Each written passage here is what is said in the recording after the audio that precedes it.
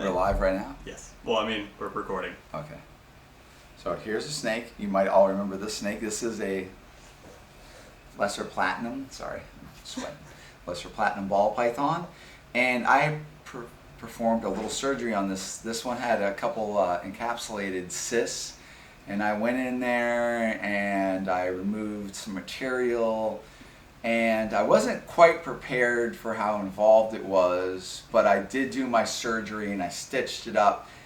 And I want to revisit this. I solved it, so to speak. I didn't go as heavily as I wanted to, but the animal still wanted to breed, so I actually bred her, and she laid eggs. But I'd like to go back and just show you what this wound looks like now, maybe, 4+ months. So she's going to defend her eggs, and as I'm looming around her and doing all this different stuff, I'm putting her on point. So she now has a worry that I'm after her eggs, and I mean them ill will. So if I have an animal like this, if I keep doing all of this, and I hover on the edge of where she can defend herself, which is her striking range, I'm certainly aggravating the situation. So the easiest way to deal with a snake like this, so what I do is I don't leave space in between. And now she just gets to worry about the camera. So I'm watching that the brain is thinking. She's now trying to assess the problem. So I'm just gonna pet her. And this is a little bit stressful for her. So if I want to reduce her stress even more, after this I'd actually wash her off with very dilute dishwashing detergent and water. And her relationship with her eggs is smell. So if I do that, I'm going to get rid of the smell of the eggs, and that way I can actually incubate these eggs. But let's take a look at this little wound and see where we're at. And that's the side you did the work on. Yeah, so you still have a little bit, but they're almost gone. Where the swelling, and I was calling them granulomas. But you see, it's like, you really can't even, wow. Yeah. She's so just 2 months ago you could tell you did work on it. Now you can't even tell. She's like, I can't think, I can't make sense. All I have in my head is the eggs. And but it really, she's looking good.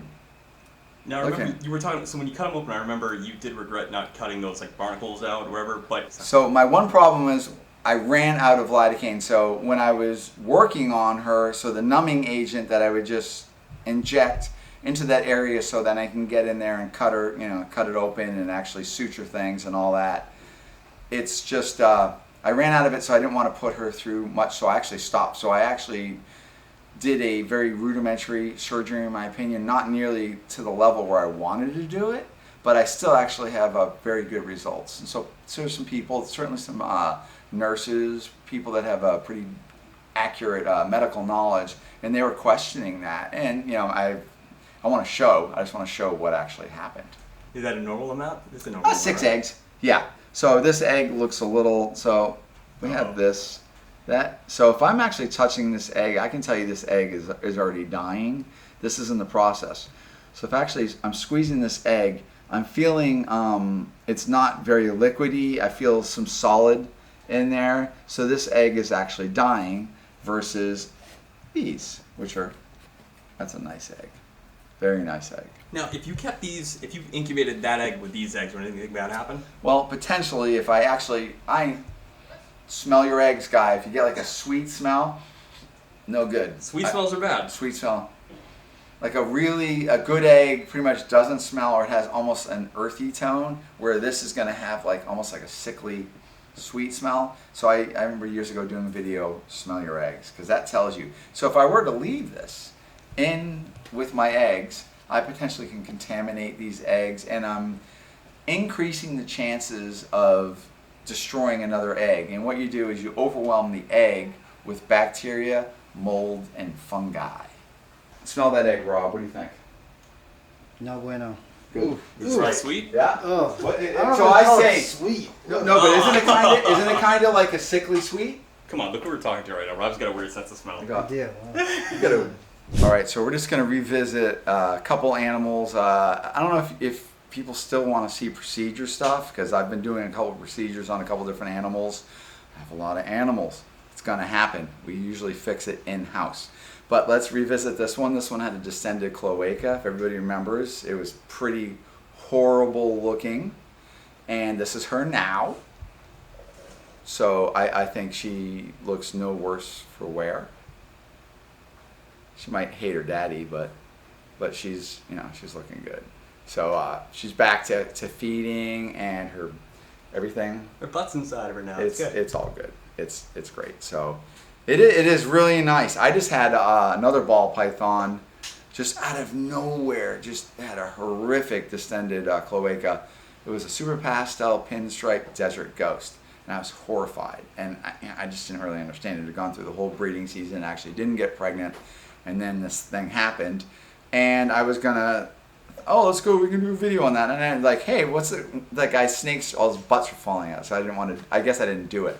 But that animal, I just did that animal, and that animal has recovered. I can show you that one. Let's see it. This one was terrible. I was horrified when I saw it. It was like, I couldn't really, I don't have any reason why it actually happened. But this thing was hanging out. It was very bloody.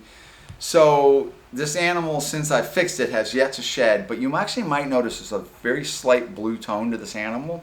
So I've been doing, we showed you how to use an infirmary box that we built on this water system, and I've been managing her temperatures. And also, you know, the first thing I do, it's just constant baths, switching between clean water and a very, very dilute chlorhexidine solution. I debride and clean the cloaca that's hanging out. And the trick is to always make sure that it's in clean water. It has to be in this clean water as stuff is debriding, falling off it, and then you try to slough it off. And then I'm working with the animal's immune response, because you can't fix animals that don't have an immune response. And to get the optimal immune response, we actually have to manage your husbandry, so proper temperatures.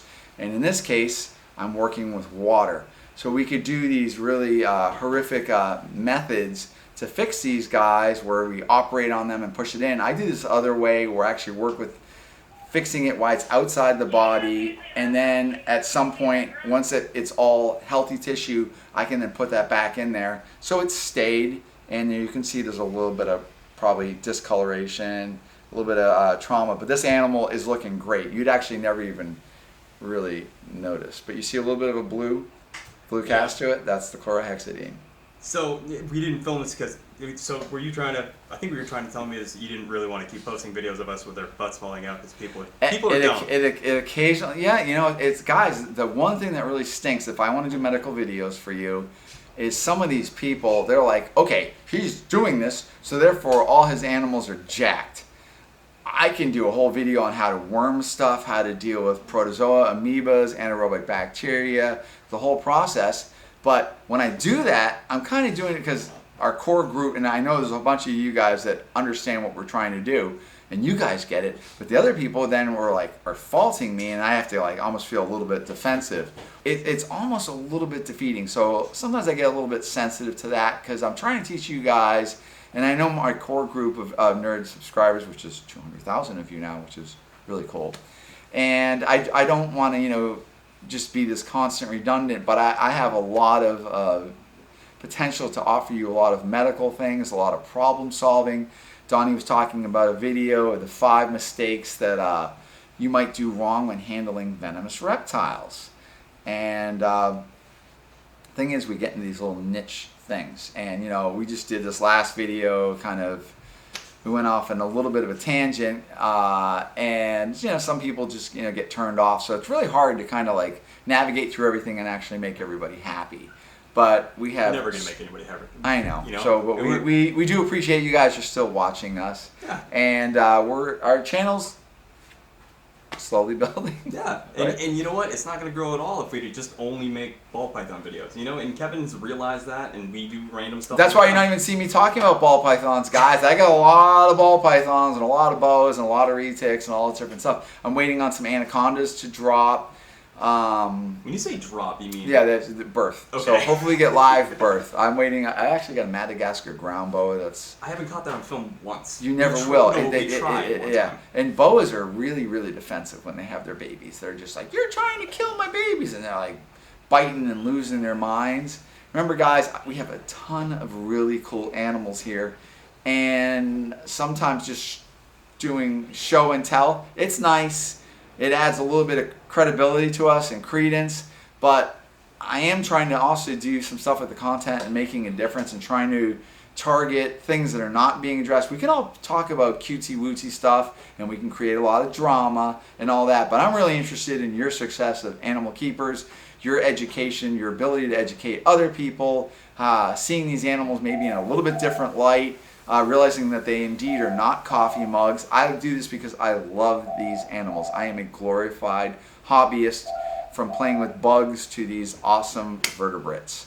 But that's really my thing. But I've learned a lot of weird ideas along the way, which is just things I've made up. And I like the fact that I'm able to teach you guys some of this stuff, and you're actually interested. You know, the whole threads of trust, the socialization of animals, and all that. It's a really strong concept, in my opinion, about, you know, how we identify animals in modes, and then once you get them in the thinking mode, you then have these, if you have an animal that's a problematic animal, and I don't know if you even know what I'm talking about, but I'm very specialized in socialization of problematic animals and teaching them how to have a relationship with us, and that's all built on trust.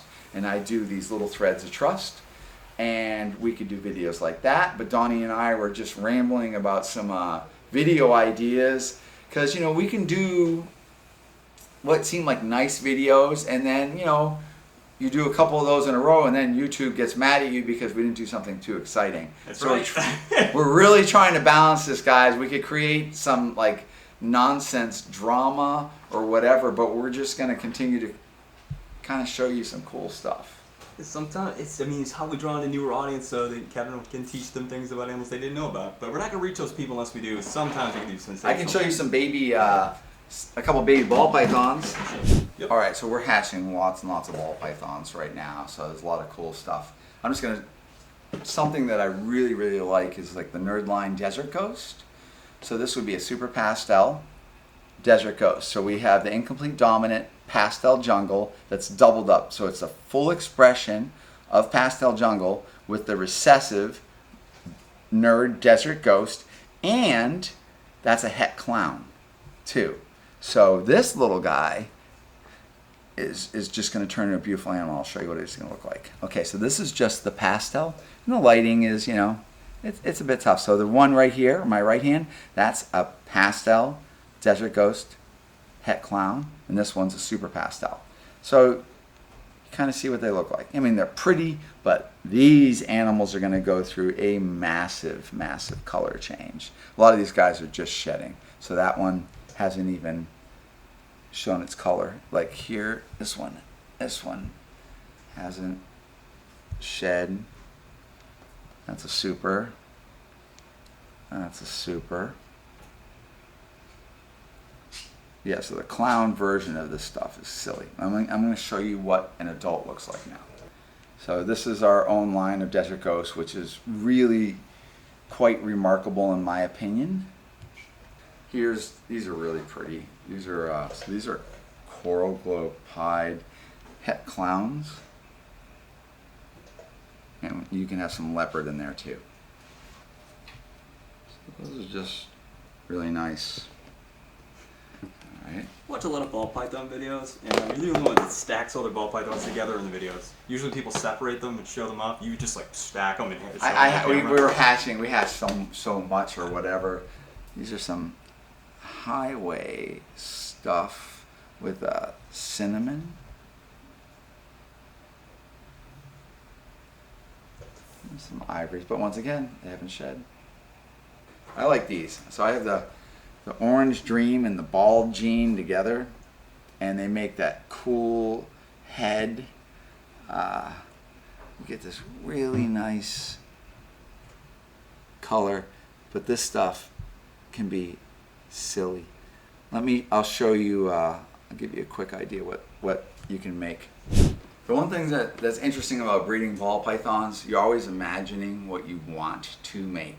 So how can you genetically manipulate genes, playing with pattern and color genes and anomalies, and put them together and get just the right things collectively happening to actually put the animal in a place where you're really trying to get that. It's very, very hard. That's genetic manipulation of genes. Have you ever gotten exactly what you wanted?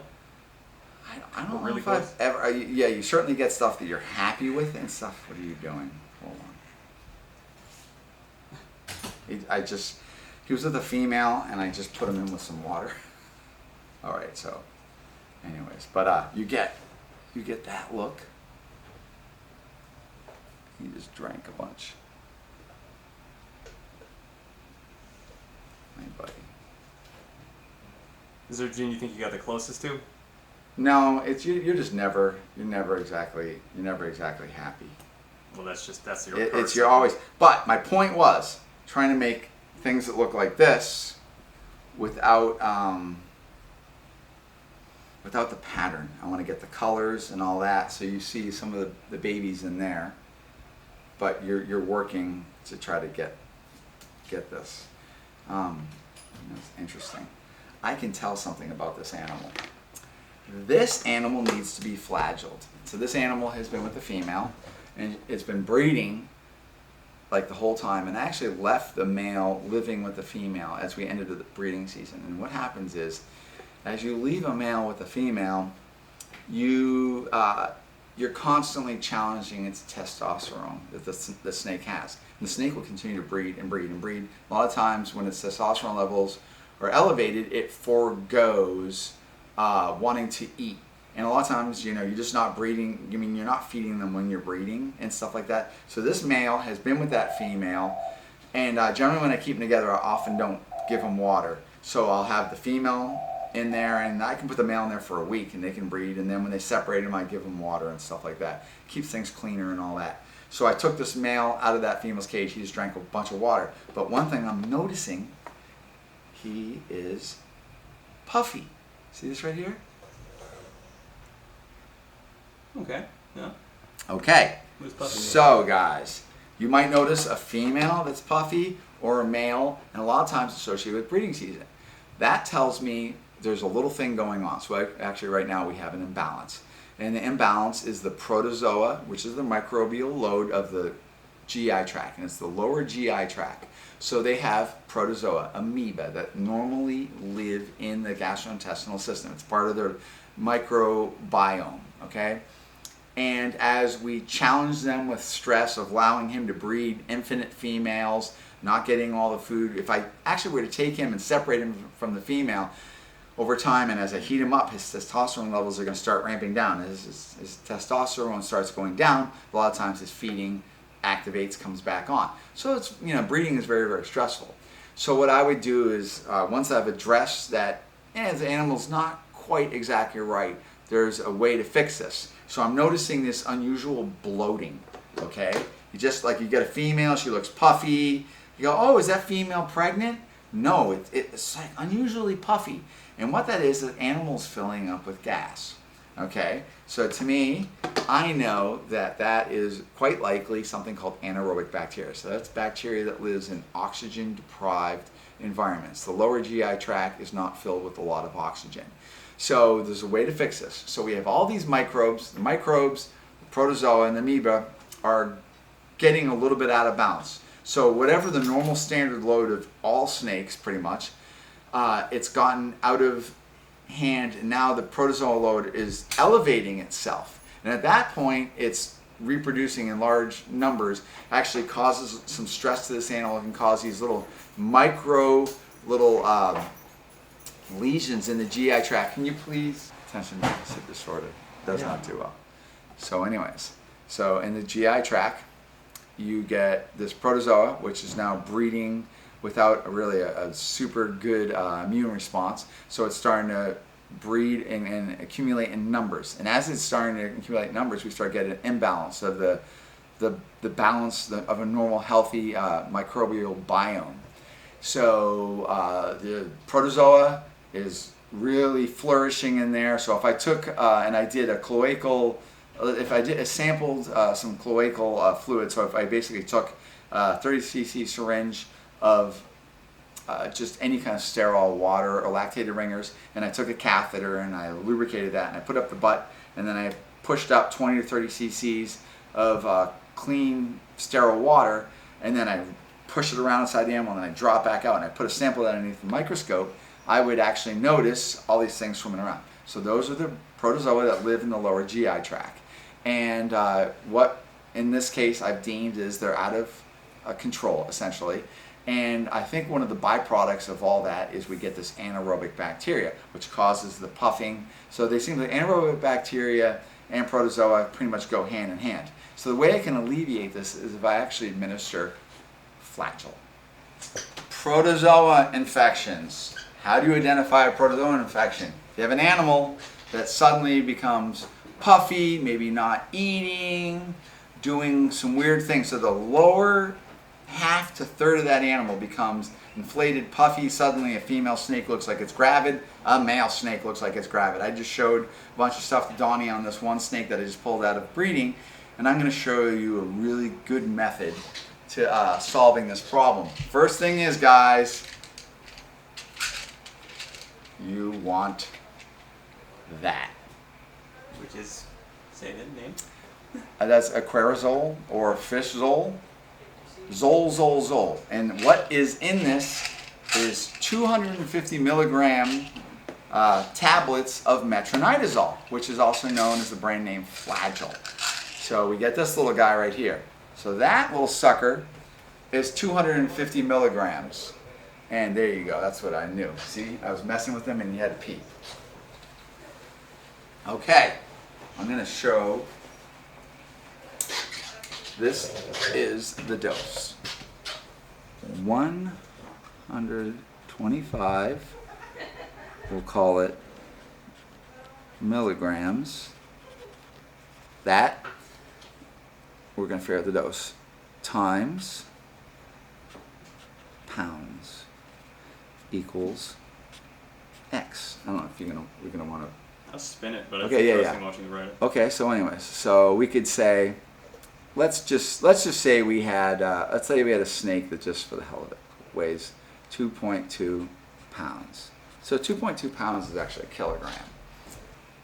So we're gonna take this X, right? Mm-hmm.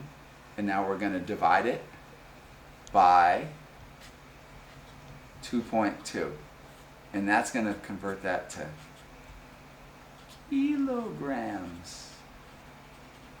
Okay? Because everything we're dosing is in kilograms and grams and all that. So we weigh it in pounds, or you can weigh it in grams. So there's 1,000 grams that go in a kilogram. So if it's 500 grams, it is half a kilogram, so it's 1.1 pounds. But anyways, so the dose would be is 125 milligrams per kilogram. So 125 milligrams per 1,000 grams of snake. And then what we're going to do is we're going to administer it orally, and then we're going to give it to the snake 7 to 10 days later. And what we're going to do is we're going to interrupt the protozoa cycle, and we're going to really knock back that gastrointestinal protozoa that's kind of getting out of control. And another thing, besides being antimicrobial, flagell also has a limited effect on some bacterium. And that bacterium in this case is anaerobic bacteria. We could also use clindamycin's acra or anterobe drops, but in this case, flagell is a really good chance to actually challenge the anaerobic bacteria in here and also the protozoa. Now I'm going to show you how to do it. Okay, so, look at that. Okay, so he just put out a sperm plug, a little bit of blood right there. That means it's literally, it doesn't even necessarily mean anything. But sometimes when females, you'll notice when you put a male in with a female, sometimes they'll drag around their cloaca and you'll see these little blood smears. But he's been breeding too much, okay? So he's gonna act like a ding dong now because he knows I'm up to no good. So what we're gonna do, so I'm gonna dose this out. I'm gonna actually hit him a little hard. So he might be, he's about 1,000 grams. So what we're gonna do is I'm going to get out my stabbing device. We're gonna say that's 125 milligram right there. I split the tablet in half. Okay. So what I do, forceps like this, right? Okay, so we're gonna get this little guy. you could actually take that into a solution, put it in a big syringe with a catheter, and go through all this different mumbo jumbo. I don't do that. So he's going to fright me. Right, like that? Mm-hmm. And I give it a little bit of pressure, right? And then what I do, right there, it's over. Hold on, let him get his yayas out. He's gonna swallow that? No, yeah, well, we're gonna finish. I picked the right one. So ready? It's right there. Voila! Woo! He's like, I don't know what's happening to me, but there you go. All right, now his brain's turning back on. No more girls for him. We're gonna get his protozoa level under control. We're gonna get his testosterone down, so he's gonna get it set up. And another thing too, it's probably a really good idea to take him and put him into a rack system that's not full of females that are putting out hormones, because these males will smell it and it'll cause him to pace the cage and all that. He wants to fight me the whole time. Right now he's all jacked up. He's amped up on testosterone, so that's why he's getting really just, you'll notice sometimes your male ball pythons or reticulated pythons, they want to combat you, push against you. If you put two of these ball pythons together, you watch them like sometimes freak out. It's pretty interesting. So now we're just going to set this guy up, and in about 7 days I'm going to do this again. So I'm going to interrupt this cycle. So remember, the dosing is 125 milligram per kilogram, repeated 7 to 10 days, and I do it orally. In some cases, you could stick it up its butt, but in this, we're going to do it orally. Make sure you're managing clean water, keeping that water really clean, so sanitary. So if we're doing the water dish like every day, really good idea. And remember, guys, if you're going into your collection and you put your finger in your water dishes and you feel that slime in there, all that is like bacteria. So when we go and take those dishes and rinse them out with a little bit of antibacterial like bleach or something like that, it's going to help get rid of that biofilm, and that's a really good thing. It's going to certainly improve your husbandry techniques and helps you manage some really good protocols as you start managing larger collections. Protozoa, amoeba. Why should you be worried about it? Pretty much all snakes, captive snakes, everything has amoeba. So what actually happens when we stress an animal out, breeding, maybe improper husbandry, all these different things? What happens is the protozoa can grow inside that animal, and as it starts growing, it attains a level that is causing a lot of stress, causes these little micro ulcerations in the GI tract, causes the animal to have maybe a stomach ache, start getting miserable, doesn't want to eat, all of these different things. And then what we get to see, things like a respiratory infection or mouth rot or not shedding or all these different things.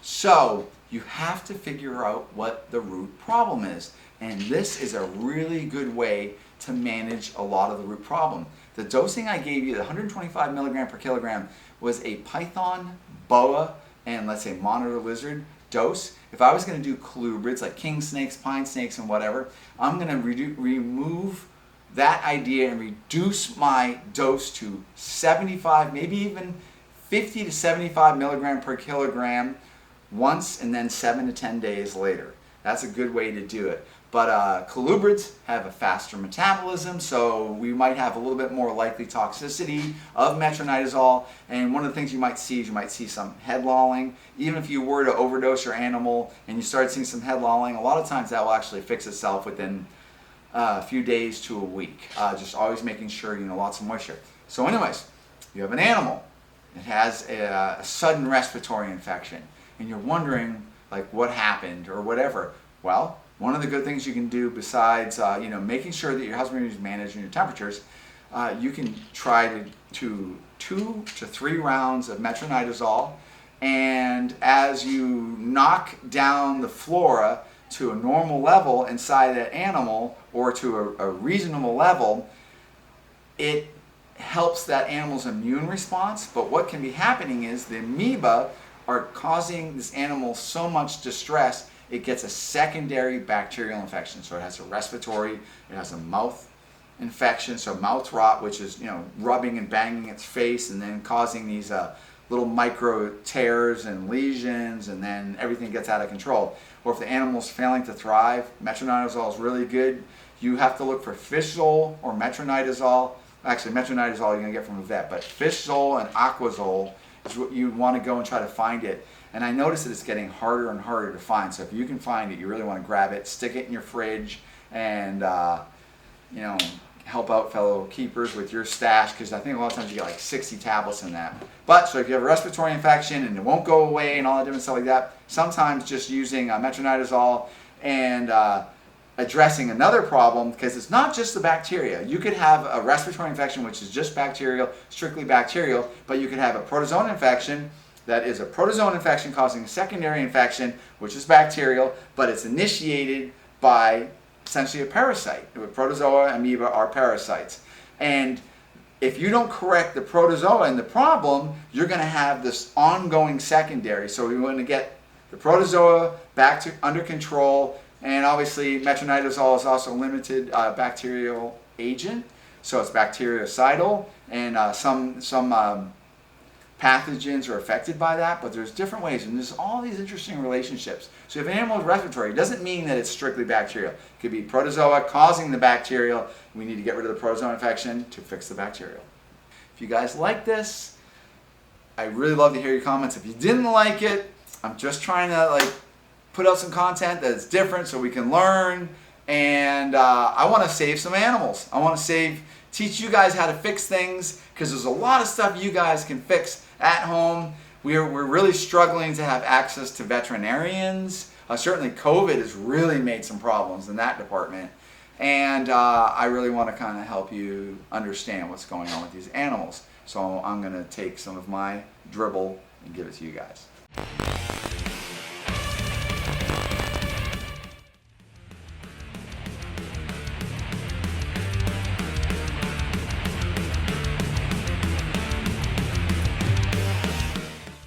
I gotta turn my camera on, dude. You didn't turn your camera on.